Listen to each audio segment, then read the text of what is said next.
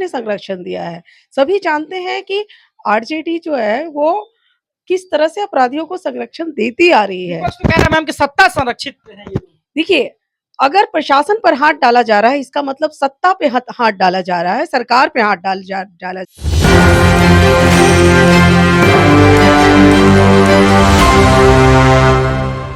नमस्कार, मेरा नाम साहिल कुमार है और आप एक न्यूज 24 देख रहे हैं। जी हाँ, राउस एवेन्यू कोर्ट से लालू परिवार को थोड़ी राहत क्या मिली कि अब इन्फोर्समेंट डायरेक्टरी ने जो है राबड़ी देवी के साथ साथ और लोगों को पूछताछ के लिए बुला लिया है। हमारे साथ बीजेपी कार्यालय में हम मौजूद है और हमारे साथ बीजेपी के प्रदेश प्रवक्ता अनामिका पासवान जी मौजूद है।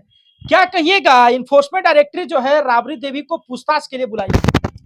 जी देखिए, आप तो जानते हैं कि जो लालू जी के परिवार है, उन लोगों ने बिहार में घोटाले के अलावा कोई कार्य ही नहीं किया है। उन्होंने जनता को सिर्फ भरमाया है ये कहकर कि मैं गरीबों का मसीहा हूँ, लेकिन उन्होंने बिहार को लूटने का कार्य किया है। चाहे वो किसी भी जाँच एजेंसी का मामला है, तो आप तो जानते हैं कि अभी कार्यवाही चल ही रही है, पूछताछ चल ही रही है और अभी चलेगी ही, क्योंकि अभी बहुत सारे मामले हैं जो बाहर आने हैं। कि लगातार कहा जा रहा है कि चुनावी वर्ष है और विपक्ष को जो है मुद्दे से भटकाया जा रहा है, उनको कहीं ना कहीं एक तरह से दबाव डाला जा रहा है इन सब चीजों को लेकर।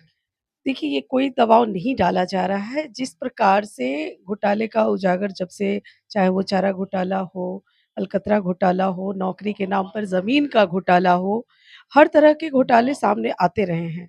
और जो जाँच एजेंसियाँ हैं, वो अपना कार्य कर रही है और जाँच एजेंसियाँ जो है, वो स्वतंत्र बॉडी है सरकार की, उसपे सरकार का कोई प्रभाव नहीं है और चुनावी वर्ष मायने नहीं रखता है। आपने देखा होगा कि लगातार चुनावी वर्ष हो या ना हो, पूछताछ चलती रही है, इंक्वायरी चलती रही है और जाँच भी चलता रहा है। लगातार कहा जा रहा है कि बिहार में लॉ एंड ऑर्डर की जो स्थिति है वो धीरे धीरे दयनीय होती जा रही है। लगातार अपराध कांड बढ़ रहे हैं। पिछले कुछ घटनाओं को देखा जाए, प्रशासन कर्मी पर भी हमला हुआ, तो कहीं ना कहीं इन सब चीजों को छुपाने का एक जो है प्रयास करके ईडी मामले में जो है उनको बुलाया गया है। इस प्रकार की बातें की जा रही है।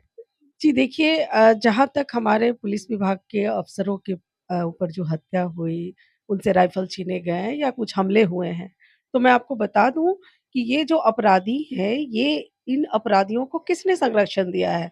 सभी जानते हैं कि आरजेडी जो है, वो किस तरह से अपराधियों को संरक्षण देती आ रही है। विपक्ष तो कह रहा है मैम कि सत्ता संरक्षित है ये। देखिए, अगर प्रशासन पर हाथ डाला जा रहा है इसका मतलब सत्ता पे हाथ डाला जा रहा है, सरकार पे हाथ डाला जा रहा है, तो निश्चित तौर पे है कि विरोधियों के संरक्षण के बाद ही इन लोगों ने इतनी हिम्मत की कि हमारे प्रशासन पर हाथ डाला है। और मैं आपको बता दूँ इसमें एनकाउंटर भी हुआ है, कोई शायद रणवीर यादव थे और गुड्डू यादव आरोपी थे इसमें, उनको जल्द ही अरेस्ट भी किया जाएगा और एक का एनकाउंटर भी का भी मामला सामने आया है। तो प्रशासन अपना काम कर रही है और बिहार के लोग बहुत ही निडरता के साथ जीवन जी रहे हैं और इसमें कोई शक नहीं है।